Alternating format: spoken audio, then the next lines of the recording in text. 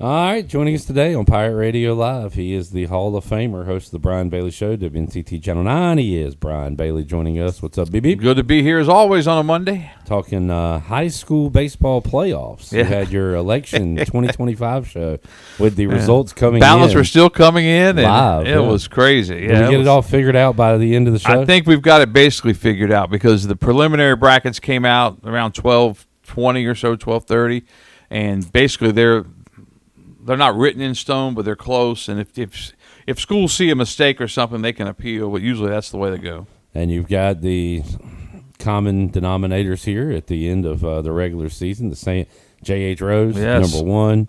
Conley, high seed. Corey Skinner and Aiden Grifton, a high seed. And you talked to Pat McRae as well. South Central, a chance to make a run. So, once again, just great baseball in the area. It's outstanding baseball, and you think, Conley's the number one seed in the 4A East bracket. Rose is the number one seed in the 3A East bracket. According to RPI, South Central was number 2 right behind Rose, but because of the way the brackets are set up and everything, I think they fell to an 11.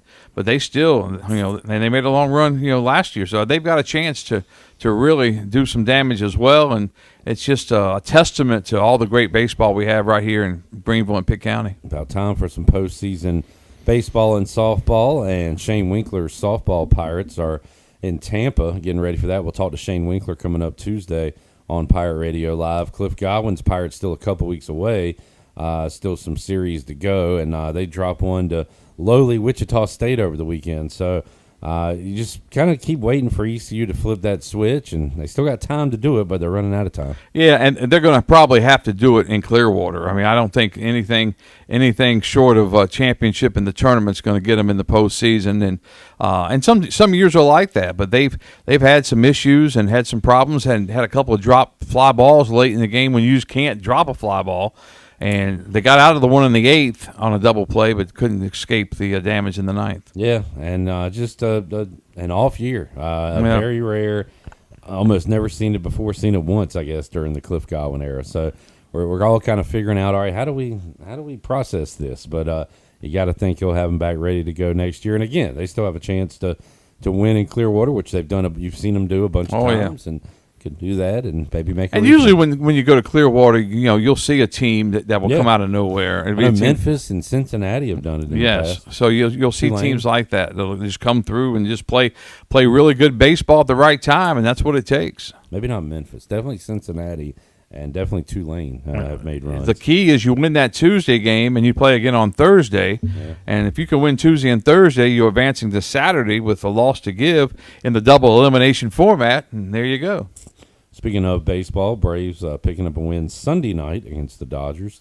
Anytime you beat the Dodgers, that means a lot. Yeah, we'll take that after getting swept earlier this year.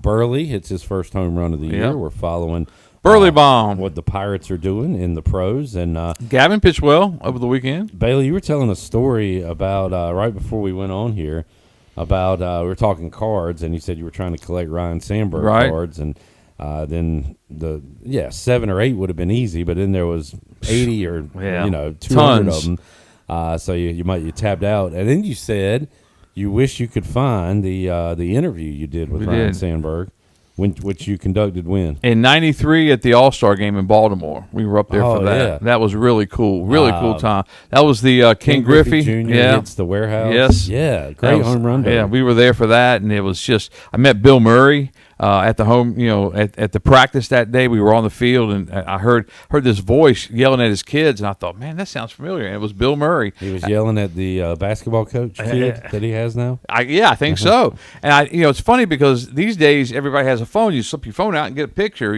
Hey Bill, can I get a picture with you? But back then you didn't have any of that, so.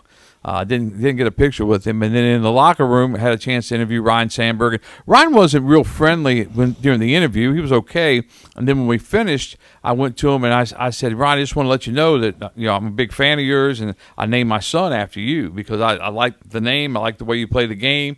And he was really. Then he opened up. He goes, man, that's one of the biggest honors you can have if somebody to name their son after you. So I talked to him, and then. And Barry Bonds was on the other corner. So we went over, and we were going to grab a soundbite with him. And he looked at everybody and said, "Look, I'm only gonna answer a couple of questions. You go first." And he pointed to me, and I was like, "Man, why'd you point to me? I'm from Mayberry, man. Don't point to me." So I looked at him, and at the time, the American League had won like 6 or 7 in a row. So I said, Barry, the American League has dominated the World Series of late. I said, do you look at that and try to get the guys in the National League dugout to play harder? Do you guys think about that, or is just an exhibition? You don't care? And he looked at me like I had 3 horns coming out, and he said, "Hold on, let me get my crystal ball out and see." And he turned around and took out this imaginary crystal ball, and he said, "I can't see anything." And everybody was laughing. Chris Stansbury was with me, and he was shooting with the video camera, and you could see the camera bouncing up and down because he was laughing so hard. Barry Bonds, all-time jerk, right? Oh, man, yeah. Although when you make fun of Bailey, it's kind of funny. Yeah, that's right. He got me. That's all right, though. I'm going to use that one on you one time. I lived through it. I got to find a good spot. Yeah. To pull that one out. Brian Bailey joining us. I'll tell you what I'm most excited about right now in sports. It's the Carolina Hurricanes. Yeah, man. Round 2. I'll tell you. Got the Caps. Man, great series in 2019. Caps and Canes went to Game 7. Do you remember that, Bailey, where the home team won every game, right, and then the Hurricanes won in overtime on the road to advance and got to the Eastern Conference Finals that year, I believe. But setting up for another great series. Alexander Ovechkin still there, all-time leading goal scorer now. And you were able to witness some first-round Canes action, so you know that this team can do it and keep moving on. And that was so much fun in Game 5, and just to be there, to see the atmosphere, and you can hear about it and you can watch it on TV, but just to be there and feel the energy that they come out with. And the Canes gave up 3 first-period goals. So in most games, you're going to lose that game. At some point, you're just not going to score enough goals to catch up. But they caught up in like 5 minutes in the second period, and then the game went to in the second overtime. And in fact, for you to be able to say you're one of the few to see it live is going to be great one day, right, Bailey? Like the basketball game? Or maybe you didn't see it live. Oh, I didn't see that one live. No, I thought you were talking about nope. I was getting to the point that you were not in the rink right when that happened. Didn't see that one. Well, so because the game was still going on, we were going to go live at 11 o'clock with the ice behind us, but the game was still going on at 11:20. So we were out in the parking lot, and I was with Zach Kaplan. He did a great job that night trying to organize stuff and get us going. We had Elon was playing East Carolina on the road, so we had those highlights. We had the Carolina Hurricane highlights, and we're all set up, ready to go. So we decided to set the laptop up and watch the end of the game, the second overtime on the laptop. Well, those feeds are about 7, 8, 9 seconds behind. So we've got it on. We're on live. I'm doing the highlights, and all of a sudden we hear these horns going off. And one guy's right beside me blowing his horn like crazy. So I said on the air, I don't know, something's happened. It sounds like it's good news for the Canes, but we're going to have to wait and see because our feed's about 8 seconds behind. And then finally somebody yelled, "Aho scored!" And I said, well, I was just told that Sebastian Aho scored the game winner in the second overtime, and then I saw it. I said, I can confirm it because it just came across our feed. And so the Canes have advanced 4-1, winning over New Jersey in that game. Live TV. Yeah, it was live. All right, now it was something. What are the biggest live moments you have like that? Anything come to mind for you where you're at a game or something happened in sports while you're on the air? That anything? The thing about that is usually it's not, because you only on the air at 6:20 and 11:20, so all your big events are in between. Sandwiched, yeah.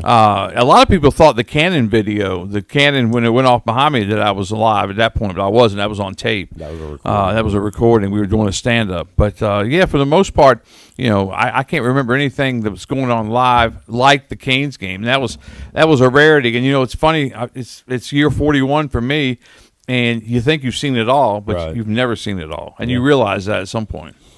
Brian Bailey joining us inside Studio C here as another week of sports on tap. Mentioned the Stanley Cup playoffs, NBA playoffs going on, which you said you hadn't really checked out much. That I'm glad we're on to round 2. That this thing really drags on. Oh, it does. Hopefully the games get better. Even tonight, you've got Celtics and Knicks, and who's the other matchup? Jarrett, Glenn?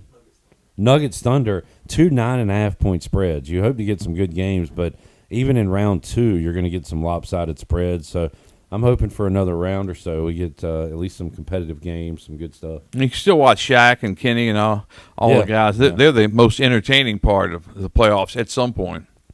What did I hear the other night? It was like somebody's last game. Maybe LeBron's last game on TNT. They were setting it up like that because I guess the games are moving away or whatever. Did you see Shaq? He's doing some kind of cleansing thing, and during the show he stepped up and went to the bathroom while the show was on. I like that they can get away with just about anything. They're kind of grandfathered into it. Yeah, but they really very entertaining stuff with Kenny and who. Well, what'd you say? Your old intern's boyfriend, Kenny Smith? It was an old reporter that we had. Don Rivas was a reporter with us way back in the day, and Kenny would come up and hang out with us. And years later, he was back for a Carolina Tar Heel reunion, and I didn't know if he'd remember me or not, but I walked up to him, and he saw me right away and remembered me, so we talked a little bit. But he was hilarious. He's the one I told you, y'all talk about cards all the time, but on his card, it says he went to North Carolina State. Yep, I got one of them. Yeah. So his rookie card, yeah. So, Kenny Smith, Sacramento Kings. Yeah. Flip it over, North Carolina State. He brought me one, and he was a great guy. He loved, and the funniest thing about that was I came in one night from doing some work or something, and Dawn was at her desk, and I swear she had at least 40 chicken wings on her desk, and she had barbecue sauce all over her face and napkins everywhere. I said, Dawn, what's going on? And she said, Kenny's at camp. That's exactly what she said. Right. Kenny's at camp, so she was going to enjoy her ribs and wings and everything else while he's at camp. Yeah, Kenny's at camp. Yep. Who's the all-time good guys in sports, Bailey, that you've talked to over the years? All-time good guys. As you mentioned, Bonds might not be in that category. No, he won't be. Kenny Smith, good fella. Who's on the good side? God, it's hard to tell. That's not like local ECU. Yeah, I mean, I met Tom Landry a couple of times. He was awesome. Of course, I've got I love the Cowboys, so I knew he was going to be great to talk to. I haven't talked to Roger Staubach. I'd like to meet him, and he's getting up there in age. But Weaver always brought up like the NASCAR guys. The NASCAR guys were always nice. Yeah. It's funny because back in the day, they kind of realized that they were still trying to sell their sport, even though it was skyrocketing at the time. They still thought it was important, to be nice to the media, to be nice to people, and all those guys. Even Dale Earnhardt, I remember interviewing him a couple of times, and Lee Moore. Remember Lee Moore at Channel 12 way back in the day? He told me, he said, "Look, if you'll tell those NASCAR guys your name and ask them to say it, they'll say it in their answer." And I said, Lee, I'm not going to tell that guy. No, I wouldn't tell anybody. Yeah, and Lee said, Dale, my name's Lee. Could you use that? And he said, yes, sir. And so he asked him a question. He said, well, Lee, I'll tell you this. Makes you feel good. He got what he wanted. Yeah. Makes you feel good. A couple of Joes come to mind. Joe Theismann's a great guy. Joe Gibbs was a great guy. I met him in that church. It was the Fellowship of Christianity. I can't say it more than once. I told you the story with Joe Gibbs when they came in. They were supposed to fly in that morning. They had bad weather, so they had to drive in late that night. They got in about 1 o'clock in the morning. Had to get up at like 5, and they got there at 6. And I was supposed to interview him at 6 a.m., so I was there early. And so he got in front at 7 a.m. The breakfast was going on. He got up to speak, and this place was packed. And Joe Gibbs gets up and said, we had a hard time getting in. It's been really difficult. We're glad we're here. But the first person I get a chance to see from Greenville, North Carolina is a Cowboy fan. And everybody roared because most of them knew it was me. But he was really, really nice. That event in Greenville? Yes. Yeah. I got to hold the ring and put the ring on. Yeah, it was nice. It was really cool. He's really a good guy. Art Monk, another great gentleman. Daryl Green. Man, Washington's got never met any of those guys in their organization. Yeah, never met those guys. But Joe Gibbs, I did meet. Richard Petty was great. Talk about one of the great ones. He was awesome. How about Bailey? A lot of momentum right now with the Washington franchise. New stadium in the works. Hadn't seen it. They got a new stadium. Getting the draft in a couple of years. Really? Yeah. Yeah. I hope they get a big draft come September. Bailey already put out a Jaden Daniels sophomore slump in the ether earlier today. So looking forward to football, but still a lot of time to go and a lot of sports to cover before we get there. Did How was the Derby Dash Bash? It was awesome. It always is. Those guys do a good job with that thing, and it raffle off a lot of prizes. A lot of people come, and it's fun to watch the Derby. I don't know much about the Derby, but I enjoyed just being with those folks, and it's been a tradition now. I mean, it's kind of. I think it's. I was trying to figure out how many years it's been, and something came up on Facebook that at least 10, maybe 15. That I've been able to do that, so that was a lot of fun. BB, good stuff, man. Have a good sports week. Canes will be home. What, this weekend? Saturday. Game time hasn't been announced, I don't think. No. And then we'll have a Monday at the Bucks Sports Trivia while the Canes are on. Wow. Haven't had a Canes postseason game during trivia, so excited about that. That'll be fun. But they'll get underway Tuesday in Washington. Good stuff, BB. We'll talk to you again next week. Sounds good. Thanks.